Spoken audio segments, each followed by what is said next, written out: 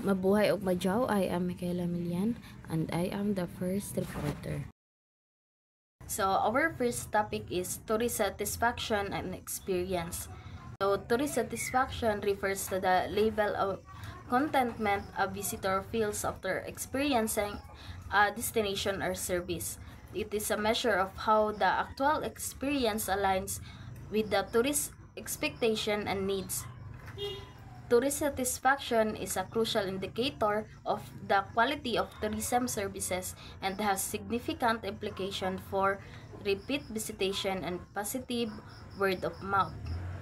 So, tourist experience encompasses the entirety of a visitor's interaction with the destination or service, including pre-arrival expectation, the actual travel experience, and post-departure reflection. It includes emotional, cognitive, and sensory aspect of the journey and is shaped by various factors such as attraction, service, quality, and cultural encounters. So, meaning, tourist satisfaction is basically kung happy ba or contented ang visitor after sa ilahang laag or experience sa isa ka place. It's like a measure kung na-meet ba ang ilang expectation or needs. For example, if ang service is nice, the place is clean, and ang staff friendly, then most likely satisfied jud ang turista. So, tourist satisfaction is important kay if masatisfy ang guest, they might come back or tell their friends na, uy, nice good dito ah. So, positive ang word of mouth ana. So, magbalik-balik ang tourist kay na-satisfy man sila. So, in the other hand, tourist experience is more than just kung na-enjoy ba nila. It covers everything like from the moment they plan the trip, during the travel, until they go home and remember the whole thing. This includes ilang emotion, thoughts, and even what they saw, heard, or felt sa destination. Factors like food, culture, and service quality can really shape their overall experience. So in short, satisfaction is more on the result if na okay ba ilang expectation, while experience is the whole journey na ilang naagian from start to end. So the next topic is key components of tourist satisfaction and experience. So number 1 is pre-arrival expectation. A is information and marketing. So the materials, website, and review shape tourist expectation before their visit. Effective marketing should accurately represent what tourists can expect and align with their interests and desire. Meaning, information and marketing, before pa mo travel ang mga turista, they usually check website, reviews, or promotional materials if ang marketing sakto kung unsa naa sa website. Makaset ang tourist og right expectation, pero kung exaggerated, basin ma-disappoint ang tourist pag abot. Next is B, booking process. So, the ease and convenience of the booking process, including the clarity of booking information, availability of options, and user-friendly interfaces significantly impact initial expectation. So, meaning kung sayon ra ang booking process, like dali ra i-navigate ang website, klaro ang details og daghan og option, it gives a good impression. Number 2 is arrival and an initial impression. So, A is first impression. So, the initial experience upon arrival, including airport or transport service, signage, and the immediate environment, sets the tone for the rest of the visit. Positive first impression are crucial for overall satisfaction. So, first impression kay Mojo na ang grabe ka importante ang first impression. So pag abot pa lang sa airport or terminal, kung klaro ang signage, limpyo ang lugar, and accommodating ang mga tao, ma-feel jud sa mga turista nga welcome sila. B is ease of access. The accessibility of the destination, including transportation, option, ease of navigation, and information availability affects how smoothly tourists can start their experience. If sayon ra ang transport, klaro ang direction and accessible ang lugar, tourists can enjoy right away. Pero kung libog o walay klaro, dali ra sila ma-frustrate. And 3 is accommodation and facility. And A is quality of accommodation. So the comfort, cleanliness, and amenities provided by accommodation play a significant role in the overall experience. Highly quality accommodation enhances satisfaction, while facilities can distract from it. Quality of accommodation, comfort, cleanliness, og nice amenities like aircon, hot shower, etc. All of these affect tourist satisfaction. Kung limpyo og comfy ang place, mas nindot ilang stay. And B is facilities and services.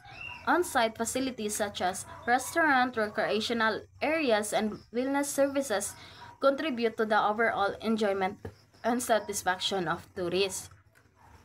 So, meaning facilities and services, kung naay mga restaurant, pools, or spa sa lugar, dako siya og impact sa overall experience. Bonus points if complete and well-maintained ang mga facilities. So 4 is activities and attraction. Is the appeal, uniqueness, and maintenance of attraction are critical. Well-maintained, engaging, and culturally enriching attraction enhance the visitor experience. Kung ang attraction is unique, well-maintained, and educationally or fun, tourists really appreciate it.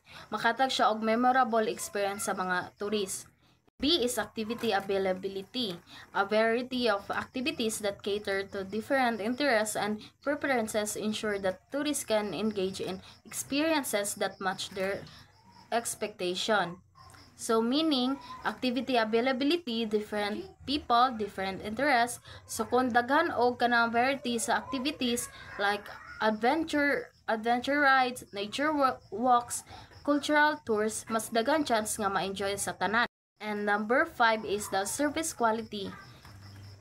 So A is customer service. The professionalism, friendliness, and responsiveness of staff significant impact tourist satisfaction. High levels of contribute to positive overall experience, while poor dissatisfaction.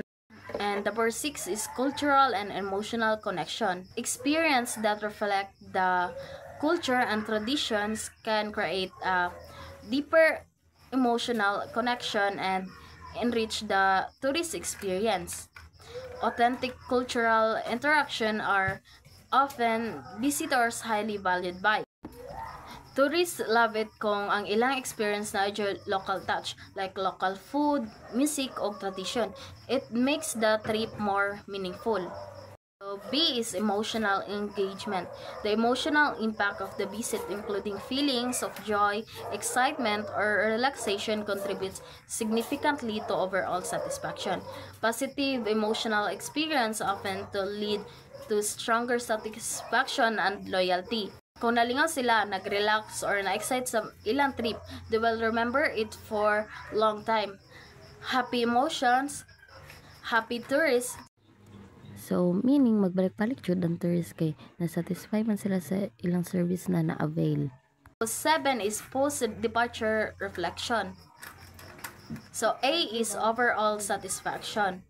So, after the visit, tourists reflect on their experience, considering how well it matched their expectation and how enjoyable it was. This reflection influences their likelihood to recommend the destination and return in the future. Meaning, pag uli sa tourist, usually think pa kung worth it ba ilang trip, kung sakto ilang expectation ag nalingaw sila. More likely nga mo recommend or more balik sila. So, if na-satisfy ang customer, magbalik-balik man jud na sa isa ka lugar. And next is B, feedback and reviews. The process of providing feedback and sharing reviews help in evaluating satisfaction levels and provide valuable insight for improving future experience. So, meaning, tourists now are vocal. They post reviews and give feedback in social media. Like kung ganahan sila kay post man jud na nila sa mga social media app nila. So this help other travelers and also help improve the destination. So tourist satisfaction and experience are very connected. Kung maayo ang services from start to finish, tourists will be happy and that's good for business. That's why tourism providers need to take care of every step from planning, arrival, stay to even after the visit. Kung gusto jud magka competitive ang isa ka destination or business, they need to focus on giving quality, fun, and cultural experience. In short, ang goal is to make tourists say, grabe, gusto jud ko mo balik dito ana place or destination. Mabuhay ug madyaw, I am Cathy Lagrosa. Factors that influence tourist satisfaction. So tourist satisfaction plays a vital role in the success of tourism destination. So it is influenced by several key factors throughout the visitor journey. From the moment they start planning their trip to their experiences during and after the visit. So this report discusses the different aspects that affect tourist satisfaction. So as described in our lesson on destination management and marketing, first is we have pre-arrival expectation, information quality. So tourists form expectation based on the accuracy, clarity, availability of information about the destination, attraction, accommodation, transportation, and culture. So the impact is when the information is reliable and detailed, it is help tourists plan well and avoid disappointment or poor or misleading information. Leads to the unmet expectation and dissatisfaction. So, marketing and promotion. So, effective advertisement like social media and promotional content shape how tourists perceive a destination. So, impact is well targeted and realistic marketing attracts tourists and builds excitement. However, if the promotion is exaggerated, it can cause disappointment when expectations don't match reality. Next is arrival and initial expression. So first is we have first expression. This includes what tourists and see and feel upon arrival, such as cleanliness, signage, infrastructures, and transport. So the impact is when positive first expression can set to the tone for the whole trip. Bad expression like confusing signage or dirty surroundings may lead to frustration. B is ease of access. So the convenience of reaching the destination, including transport options and navigation. So the impact is when access improves the visitor's experiences, difficulties in transportation or poor infrastructure lower satisfaction. Next is we have accommodation and facilities, like quality of accommodation. So for that is comfort, cleanliness, amenities, and maintenance. Define the quality of a tourist stay. So the impact is when high quality accommodation increases satisfaction, poor condition cause discomfort and negative review. Next is we have the facilities and services. So additional offering like restaurants, wellness centers, and recreational facilities. The impact is when diverse, well-maintained services enhance the overall experience. Lack of such service can reduce comfort and enjoyment. Next is we have activities and attraction. So attraction quality. So tourists enjoy places that are unique, well-maintained, and appealing. So the impact is like a memorable and culturally rich attraction increases satisfaction. Poorly maintained or boring site cause disappointment. Next is variety of availability. So the number and type of attraction and activities available. So the impact is a wide range of option caters to a different interest. like limited activities result in boredom or a feeling of missed opportunities, like that. Next is we have service quality rather. Customer service. So tourists value friendly, helpful, and professional staff. So the impact is good service leaves a positive expression, or and poor or rude services creates a frustration and negative experiences. Next is we have problem resolution. How well the destination handles issue or complaints. So the impact of that is quick and efficient problem solving improves tourist trust and satisfaction. Ignoring complaints makes the experiences worse. Cultural and emotional connection. So A1, cultural authentic. Touristic experiences that reflect the real culture, customs, and traditions of a place. So So this authentic interaction, such as local food, traditional dances, festival, and indigenous art, make the trip more me authenticity. Next is A2 impact. Cultural authenticity depends a tourist connection to the destination and increases the value of the visit. So in contrast, generic or stage experiences may seem fake and leave visitors unsatisfied or disconnected. The B is emotional engagement. So beyond the physical activities and places, how a destination make a visitor feel joy, excitement, peace, or inspiration greatly impacts satisfied engagement. B2 ay, no. So the impact of that is positive emotional experiences increase the chance that the tourist will recommend the destination and want to return. On the other hand, stress, frustration, or unmet emotional expectations can result in dissatisfaction, no matter how beautiful or well managed the destination is. Lastly, we have post-departure reflections. So overall satisfaction after leaving, tourists reflect on whether the trip met or exceed their expectation. They think about the highlights, low points, and overall enjoyment.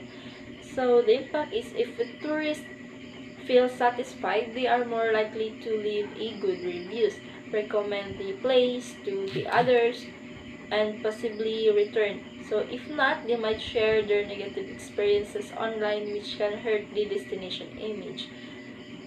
Feedbacks and reviews. So providing feedback through surveys, online reviews, or personal comments help tourism businesses understand how well they perform and what needs improvement.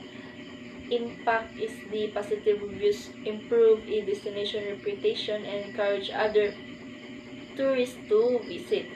Honest feedback also give business a chance to improve services. However, negative reviews or a lack of feedback can stall progress and affect future tourist interest. So, overall, of those is tourist satisfaction is a dynamic outcome shaped by every stage of the travel journey. From the moment a trip is image to the reflection that follows the visit, these reports highlight how elements such as pre-arrival expectation, first impression, accommodation, attraction, service quality, cultural authenticity, emotional engagement, and post-visit reflection all contribute significantly to the overall experiences. Destinations that provide clear information, accessible service, quality accommodation, engaging activities, and authentic cultural experiences are more likely to leave a lasting positive impact on tourists. Moreover, addressing emotional response and encouraging feedbacks ensures continued improvement and strengthens the destination reputation. Ultimately, by understanding and managing these interconnected factors, tourism providers and destination managers can create more meaningful, enjoyable, and memorable experiences that lead to high level of satisfaction. So, repeat visit and positive word of mouth promotions. Next is the factors that influence the tourist experience. So, tourist experience is a dynamic and multifaceted phenomenon that encompasses a wide range of interactions and perception across the travel journey. So, from the initial planning stages to post-visit reflections, multiple elements influence how a visitor experiences its destination. Understanding these factors is crucial for tourism professionals and destination managers aiming to enhance services quality, foster emotional engagement, and increase visitor satisfaction. So these reports provide a detailed analysis of the key factors that influence the tourist experience. So first is we have pre-arrival factors, information and research. Tourists gather information from travel guides, website, or online reviews, and social media before arriving at a destination. So the impact is accurate, engaging, and detailed information shape realistic expectation. Inaccurate or misleading content may cause disillusionment and affect the overall experience. Next is marketing and promotion. So advertising, digital campaigns, and promotional materials plays a crucial role in shaping tourist perception. So the impact is well-targeted marketing builds anticipations and positive expectation, or overhype or deceptive promotions can result in disappointment. So booking and process. The ease of making reservation for accommodation, transport, and activities impact the initial experience. So the impact is smooth booking process enhance satisfaction. So complicated or error-prone system may cause frustrations even before arrival. Next is arrival and initial expression. Transportation and accessibility. So the quality, reliability, and convenience of transportation's option to and within the destination. So the impact is comfortable and efficient transport sets a positive tone. Delays and poor accessibility can cause stress and dissatisfaction. First expressions of the destination. So the cleanliness, organization, and atmosphere of the destination upon arrival. So the impact is positive initial expressions such as welcoming staff and clean facilities encourage excitement and engagement. Negative expression can lower expectation for the entire trip. Next is accommodation and facilities. The quality of accommodation. So comfort, cleanliness, amenities, and the service level is lodging. So the impact is high quality accommodation significantly boost comfort and enjoyment. Poor condition detract from to overall experience, like on-site facilities, access to dining, leisure, wellness, and recreational facilities within the accommodation. So the impact is a diverse range of well-maintained facilities enhances the richness of tourist experiences. Lack of promotions may leave visitor unsatisfied.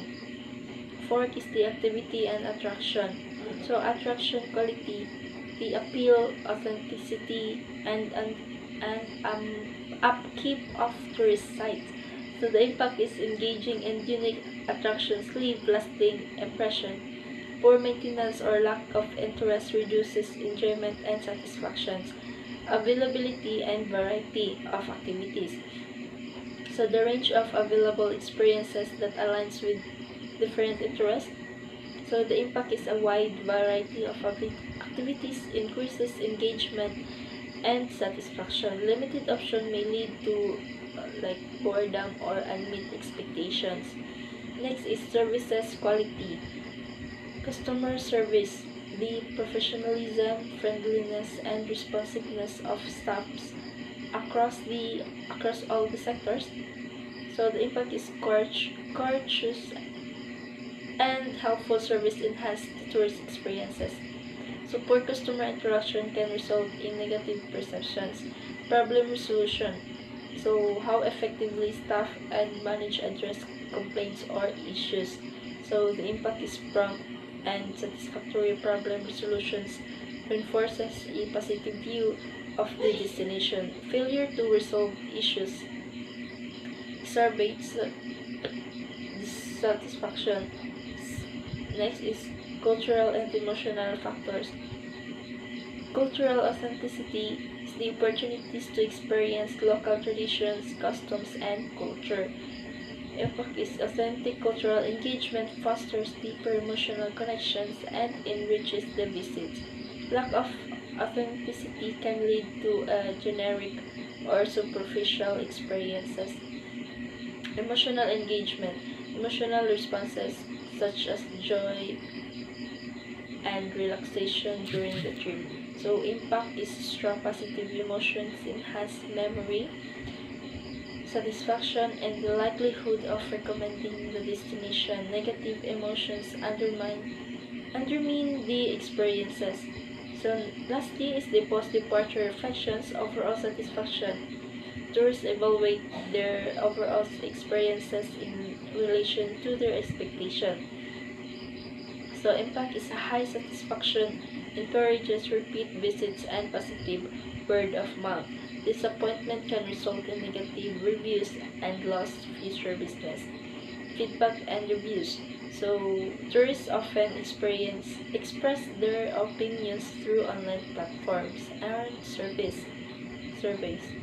Impact is positive feedback boosts the destination image and helps attract new visitors. Negative and feedback is provide opportunities for improvement but can also damage the destination's reputation if not addressed. So, conclusion, overall, the tourist experience is shaped by a wide array of factors that span the entire visitor's journey from pre-arrival planning to post-departure reflection. So, a comprehensive and strategic approach to managing each of these factors can significantly enhance the quality of the tourist experience. So, by ensuring accessible information, seamless service, cultural authenticity, emotional engagement, and responsive support, a destination can foster high levels of satisfactions, repeat visitations, and positive word-of-mouth promotions.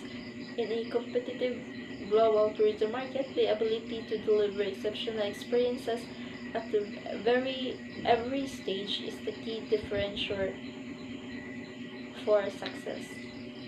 Hello everyone, my name is Edelweiss Dalagon, and for our next topic, methods of measuring and improving tourist satisfaction at destination. Tourist satisfaction is crucial for the success and sustainability of any tourism destination. Measuring and improving satisfaction involves understanding visitors' experiences, expectations, and feedback to make informed decisions that enhance their overall experience. So, diba, para mahimong successful and sustainable ang isa ka tourism destination, importante ang tourist satisfaction.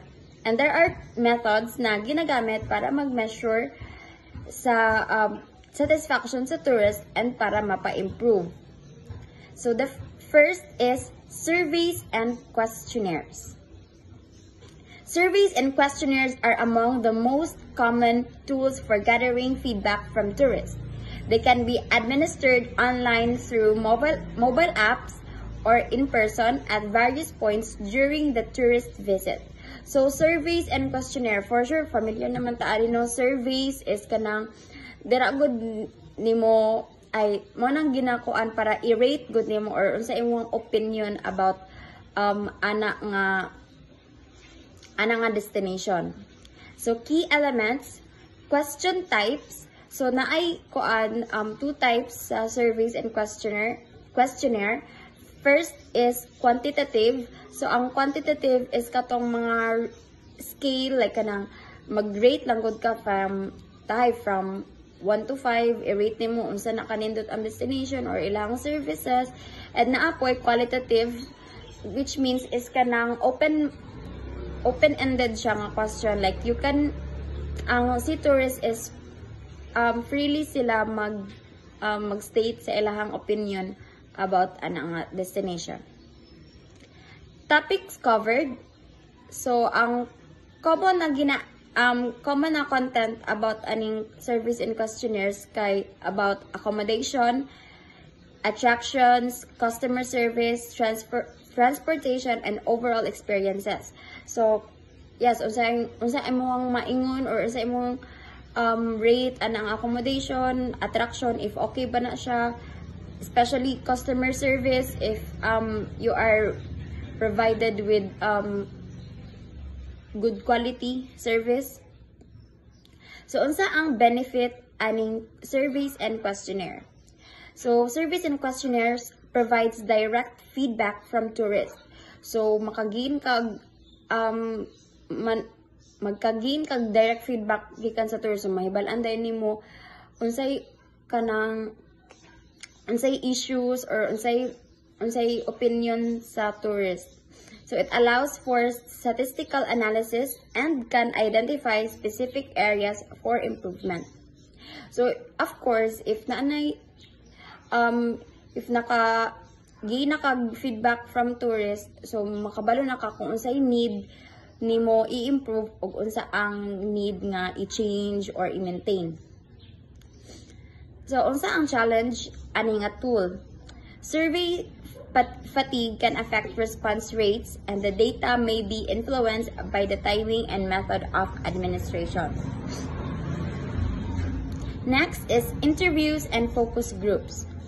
Interviews and focus groups involve in-depth discussion with tourists to gain qualitative insights into their experiences and perceptions. So, kung sa survey and questionnaire is si tourist, igo lang sila mag-answer sa katong survey and questionnaire. Well, dili sa interviews and focus groups, naa sila ka-istorya or they are being interviewed para ma-share nila ang ilang opinions. Key elements. So, unsa ang interviews? Interviews can be conducted one-on-one, either face-to-face or pwede po siya online lang, to explore individual experiences in detail. So, ang focus group involves group discussions that provide a range of perspective and generate in-depth understanding of tourist satisfaction. So, group discussion siya, daghan mo nga mag-discuss about sa inyong mga experiences ani nga tourism destination. So, unsa ang benefit ani nga method? It offers detailed and nuanced insights, allows for probing deeper into specific issues, and facilitates understanding of complex experiences. So, since daghan man mo nga involved ani nga discussion, so naapoy ma-share nga wider opinion god or experience about sa kanang destination. So, unsa ang challenge? Time-consuming and resource-intensive may not be representative of the broader tourist population. So, since interview man siya or focus groups, it needs time. So, dapat na sila time for ani nga interview and also resource-intensive. And challenge pod is if ang kana nga gi-interview is dili pod siya like a representative good sa whole nga kanang mga tourist population, like lahi iyang opinion sa most of the tourists. Next is social media and online reviews. Monitoring social media platforms and online reviews sites allows destination to gauge tourist satisfaction in real time and respond to feedback quickly. So, social media and online reviews is kanang siya, like example good, like kanang sa Shopee, like every product diba na ay mga reviews, so naapod na sa mga destination, and diri is useful siya kay kanang mas updated mang good, and katong jud like kanang kung unsa joy update ani nga destination. Key elements, platforms. So ang mga platforms nga included sa reviews sites kay kanang review sites like TripAdvisor or Yelp, Apoy social media platforms like Twitter, Facebook, and mga travel blogs. Next is sentiment analysis, tools that analyze the tone of comments to identify positive, negative, and neutral sentiments. So, kanang murag mahati na gud unsa ang kanang opinion god ni tourist na kanang medyo positive or kanang negative or neutral na. Like kanang separate na siya. So, unsa ang benefit?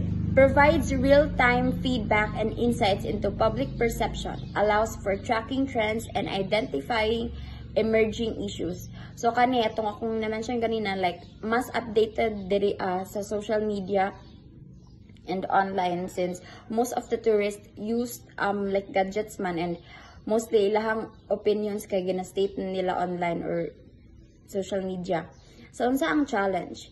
Data may be biased towards those with strong opinions, and it also requires effective monitoring and analysis tools.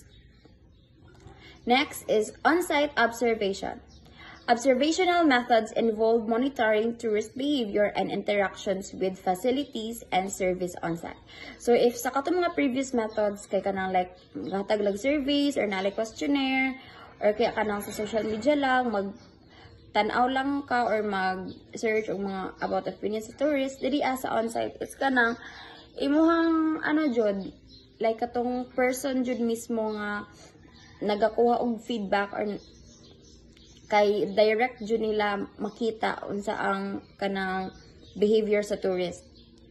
So, key elements, types of on-site observation include direct observation, shadowing, and ethnographic studies. Focus areas look at visitor flow, engagement with attractions, and overall behavior patterns. So, observe sila sa kanang if daghan ba ang naga-visit ani nga place or kanang strong ba ang ilang engagement and also overall behavior patterns. So, unsa ang benefit?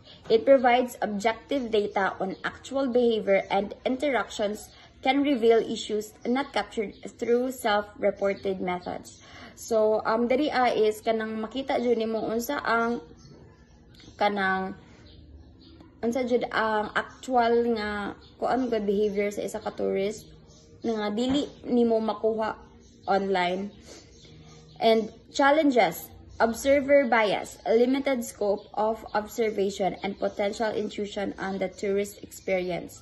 So kani kay since on-site observation man siya, medyo limited lang siya kay what if ang na-observe lang di ay ang kay kanang negative behavior pero wala na-observe ang positive behavior sa tourist. Anagod. Next is customer service interaction. Feedback from interactions with customer service representatives, including complaints and inquiries, can provide insights into satisfaction levels. So, of course, for sure naman, familiar na to sa customer service, no? Is, mo ni ang kanang ginaduulan or ginapangutan-an ni tourists about sila mga complaints, issues, or inquiries lang, questions lang nila. So, channels. It includes phone calls, emails, chat support, and in-person interaction. So, pwede siya online nga kanang online siya, like through phone calls, chat support, or pwede pod interaction, like katong parehas good sa katong customer. More on in-person interaction kay like kanang sa mga front desk. Metrics. Focuses on response time, resolution effectiveness, and overall satisfaction with the service provided. So, unsa ang benefit ani nga method? It provides real-time feedback on service issues, can identify recurring problems and areas for improvement. So, since diri man nagaduol ang mga tourists about silang mga inquiries, possible siya nga ma-solve possible jud siya nga ma-solve dayon and kanang mahibalo dayon ka kung sa joy kanang issue ni tourist. So, ang challenge niya may not capture the full range of experiences. Feedback can be skewed towards those who had issues. So, mostly manggod ang ano lang sa customer service, kay katudjong mga tourist nga na issues, 'di ba? Like kanang dira makamagkuan sa mga customer service representative dira lang nimo ikuan imong sa imong complaints. So, limited lang ang kanang mga compliments, good or like positive reviews or opinions ni tourists. So, mo na siya ang challenge. So, manata sa methods of measuring, dili na pud ta sa improving tourist satisfaction. First is enhancing service quality. Improving the quality of service involves training staff, optimizing service delivery processes, and ensuring consistent and high standards of customer care. So, dili lang siya nakafocus sa mismong destination.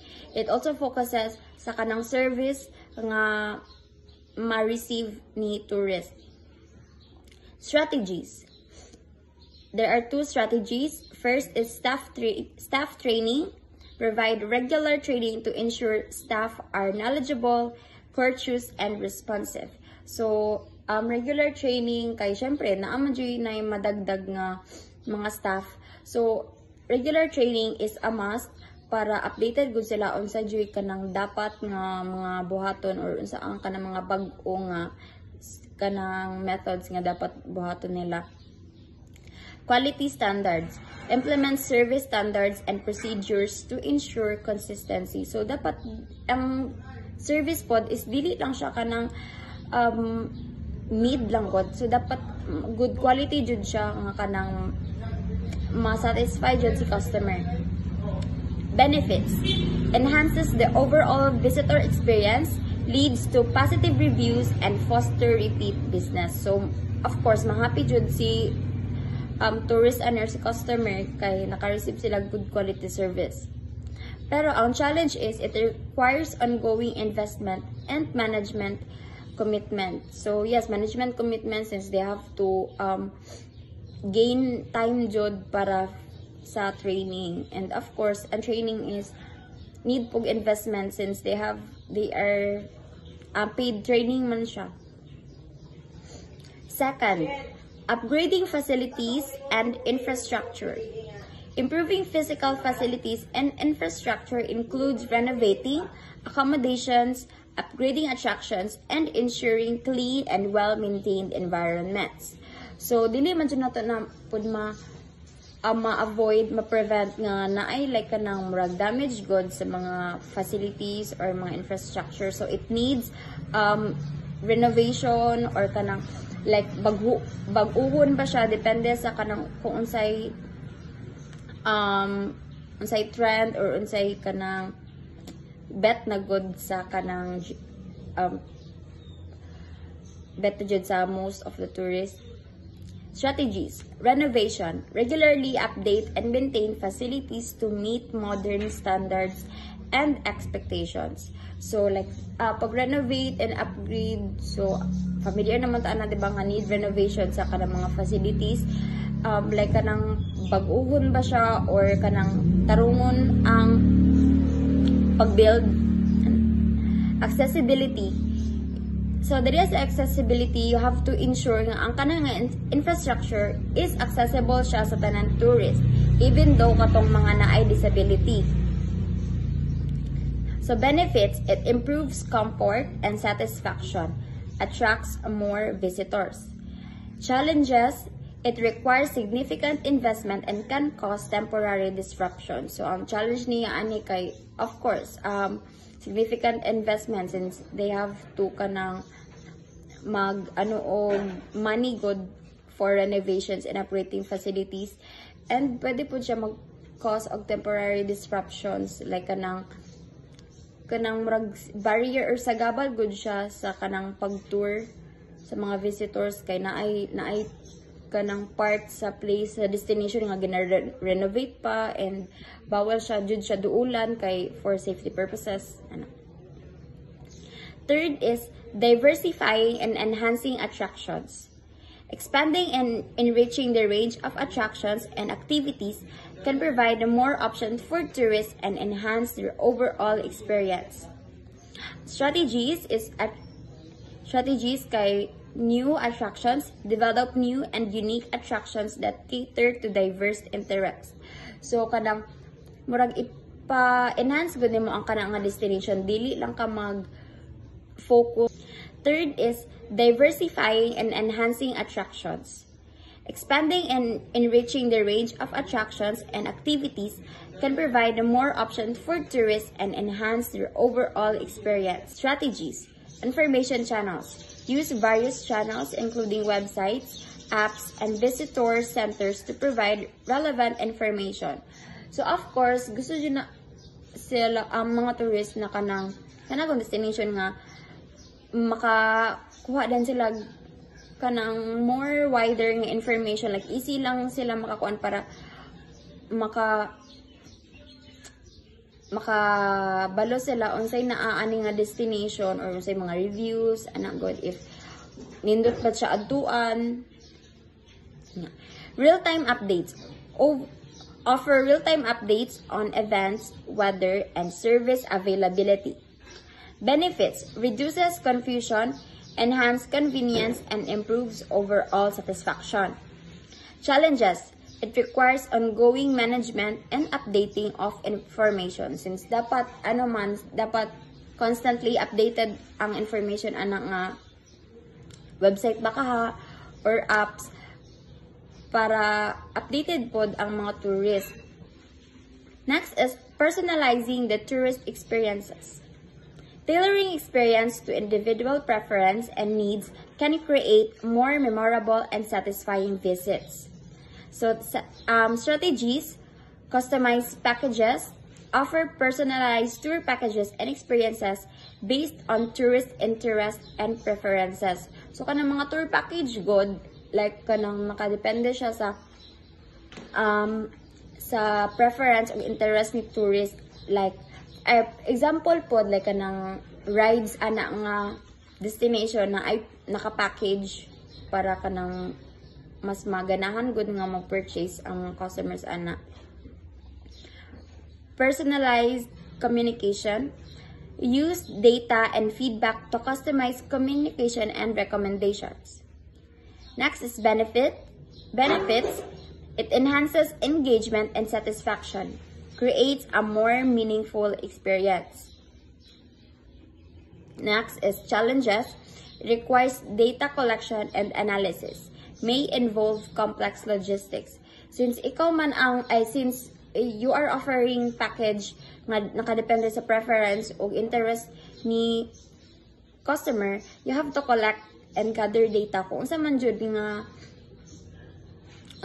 ang mas kusog jud or mas dako og impact, positive impact from customers or tourists. Next is monitoring and responding to feedback. Continuously monitoring feedback and making responsive improvements ensures that issues are addressed and satisfaction levels are maintained. So diri of course, naman jud tay makuha nga feedback from tourists. So dapat naga-monitor, so dapat gina-monitor na siya constantly and naga-respond pod sa feedback sa tourists. Strategies, feedback systems. Implement systems for collecting and analyzing feedback such as surveys and online reviews. So mo to siya tong sa method good for measuring tourist satisfaction. Kay diraan man jud nimo makuha good unsa ang feedback, unsay opinion, unsay complement or issue ni tourist ana nga destination. Action plan. Develop and implement action plans based on feedback to address areas of concern. So dapat na kay action plan. Unsa ang strategy or unsay dapat buhaton nimo para ma-address na nga issue or ma-address na nga feedback ni tourist. Benefits. Demonstrate responsiveness and commitment to improvement. Helps to maintaining high satisfaction levels. Challenges. Requires effective system for monitoring and responding. May involve resource allocation. So dapat ang challenge niya is dapat okay na, tarong na siya nga system for like updating good or sa pag-monitor para tama ang pag-monitor sa feedback sa tourist. And also kanang responsive po dapat ng system para maganahan po si tourist nga kanang satisfy siya kay dali ra kayo na address ang iyang issue. So measuring and improving tourist satisfaction involves a comprehensive approach that includes collecting and analyzing feedback, enhancing service quality, upgrading facilities, diversifying attractions, and personalizing experiences. By employing a range of methods and strategies, destinations can better understand and meet the needs and expectations of their visitors, leading to higher satisfaction, positive word of mouth, and increased loyalty. So para ma-improve nimo ang isa ka destination, you have to gather data or collect data first, di ba? Para aware ka unsay mga areas sa destination nga need og improvement, unsay area nga kanang naka-receive og mga positive feedbacks para ma-maintain para makabalo ka asa dapat ang i-maintain, asa dapat ang i-improve, and also para makabalo pud ka unsay dapat nga strategy or dapat action nga buhaton. That's all. Thank you. Mabuhay ug madyaw, I am Ethelbeth Agustin Ayhueli and I am going to report the issues and concerns in visitor experience. So visitor experience is one of the most important factors in the success of any tourism destination. Kung ang isa ka tourist is na-satisfied, they are more likely to return and recommend ang place sa uban nga kailan nila and support local businesses. However, several issues can negatively affect this experience. So first, we have the over-tourism. So, kung daghan ang tourist sa isa ka place, mag-cause dyan na siya overcrowding. Just like sa naitabo atong sa Boracay, na-close sila tungkol sa overcrowding and wala na naatiman, sila sa rehabilitation. Next is poor customer service. So, kung ang isa ka destination maghatag og poor customer service, is ang may tabo dyan na is ma-disappoint ang mga tourists. Next is ang safety and security. So, tourists need to feel safe. So, kung ang isang good ka place is dili siya safe, makaroon jud siya sa isa ka trip. And infrastructure and accessibility. So, bad roads, limited transport, or lack of facilities for persons with disabilities can make travel hard and uncomfortable.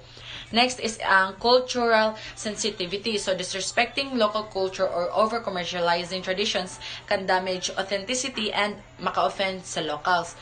So, next is environmental impact. So, tourism can lead to pollution, waste problems, and damage to natural habitats if not managed well. Next is ang economic disparities. Tourism can raise local prices, create unfair income distribution, and sometimes local communities don't benefit. Next is ang seasonality. So, kung daghan ang tourists during peak season and too few during off-season, create instability for businesses and resources. Next is ang digital challenges. So, kung poor ang internet access, lack of digital services, or cybersecurity risks can frustrate tech-dependent travelers. Next is social and cultural impact. So, tourism can change local lifestyles, cause cultural loss, or create tension between locals and visitors. So, improving the visitor experience or to address this, tourism requires a balanced and sustainable approach na nag-addresses sa key challenges such as over-tourism, poor customer service, safety concerns, weak infrastructure, cultural insensitivity, environmental damage, economic inequality, seasonality, digital issues, and social impacts.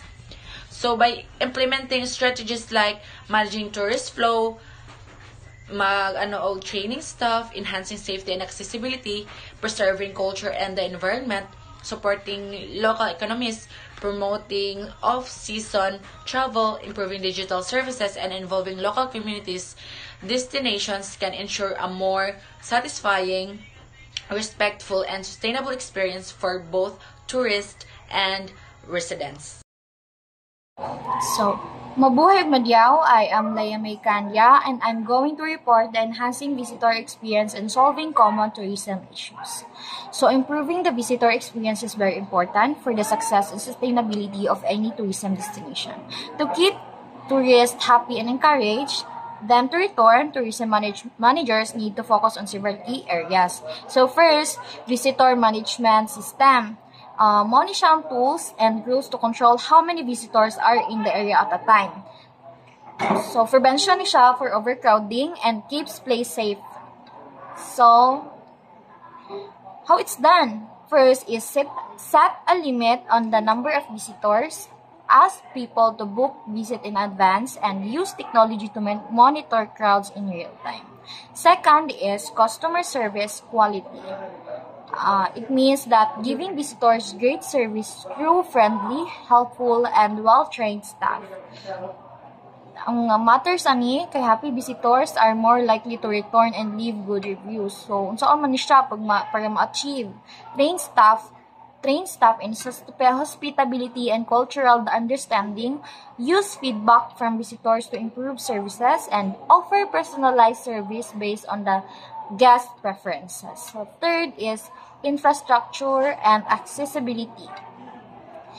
It means that improving transportation, places to stay, and access for everyone, including the people with disabilities, and why it matters, makes the destination more comfortable and attractive. So, saan man siya para ma-achieve better public transportation and shuttle services, variety of hotels and accommodation for different budgets, and ramps, elevators, and other accessibility features for disabled people. Fourth is cultural sensitivity and authenticity. Ang pasabot ani is respecting and showcasing local culture in a meaningful way. Ano importante man ni siya, creates unique and respectful experience, and unsa man ni siya pagbuhat para ma-achieve. So educate visitors about local customs, promote local traditions, food and events, and involve local communities and tourism activities. So, number 5, sustainable tourism practices. So, may pasabot ani, protecting the environment and supporting the local economy. Ano importante man ni siya? So, keep the destination clean and benefits local people. So, unsa man ni siya pagkuan para ma-achieve? So, first, reduce waste and promote eco-friendly actions. Second is support for local businesses. And third is teach visitors to travel responsibly. Number 6, safety and security. Sa may pasabot ani, so making sure visitors feel safe during their trip. Ano importante man ni siya? Safety builds trust and improves the overall experience. So unsa man ni siya pag-achieve? So emergency plan and safety signs, visible and trained security staff, and cleanliness and hygiene measures, especially in public spaces. 7, using technology. So, may gamit aning technology. So, making travel easier with the help of apps and online tools like Facebook, So, why it matters? It adds convenience and fun to the visitor and experience. So, it's convenient kay dali ra kayo siya. Di na mo kailangan mag face to face if mag-book ka og travel. So, unsaon na siya? Mag-download kag mobile apps, or maps, infos, and updates. So, virtual tours and interactive experience and easy online booking. So, may easy if mo lang nimo gamiton. Number 8 is managing seasonality. So, may pasabot ani. So, dealing with peak and low season in tourism. Why it matters man? Helps avoid overcrowding, ensures steady business. So, man siya pag-achieve. So, special offers during off-peak seasons, create activities that are available all year around, use flexible pricing to spread demand. Number 9, handling economic and social impact. So, unsay pasabot ani? Making sure that tourism benefits the local community. Importante ni siya to keep local support and tourism sustainable. So, unsa man siya para ma-achieve to First, share tourism income with local people, study and reduce any negative social effects, and lastly, involve locals in planning and decisions. Lastly, number 10, continuous improvement. What it means, always trying to get better by listening to visitors. Need jud ka maminaw sa imong visitors to visitors is always right. Also the feedbacks and so on. Keep service updated and aligned with what tourists want. So, saan mo siya para ma-achieve, collect regular feedback para makabalo ka unsay mga feedback and para mataba to nimo if na may mali. So, track performance with data, take action based on what data shows. So, summary of my report or all the report, improving the tourist experience means more than just attracting visitors. It's about making their stay enjoyable, safe, respectful, and meaningful. Using smart strategies like good management, great service, better infrastructure, and cultural respect, and ongoing improvement helps create a destination that people want to visit again and again. So these efforts lead to satisfied tourists, stronger local communities, and long-term success for the destination. Thank you!